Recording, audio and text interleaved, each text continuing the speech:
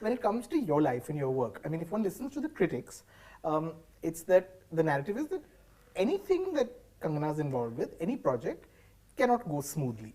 If one looks at it from your perspective, what is the correct narrative? I asked Prasoon sir the same thing, because when I was struggling with this whole thing, and at the time, you know, we had no idea of when my studio saw the film, they're like, but this is a different film, so you should definitely be getting credited, whether good or bad, whatever you've done, you should take credit for it.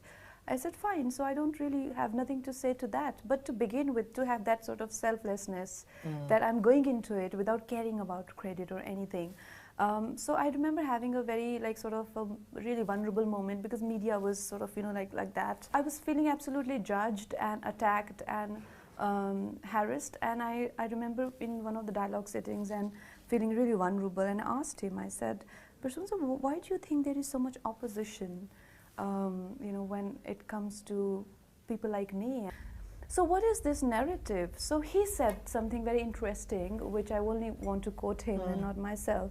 He said that Kangana, mediocrity is always going to be threatened by talent. There is nothing that mediocrity fears more than talent.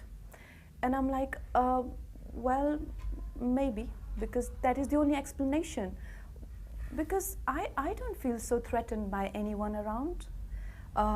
You know, like you see, I will praise Alia, or I will praise you know, Anushka, or I will praise everyone. I never, you know, shied away from going to Deepika's Piku trials, or everyone I've praised in my capacity. You know, like Sonakshi's Lutera I saw, and a whole year I praised her. Right. I don't get threatened.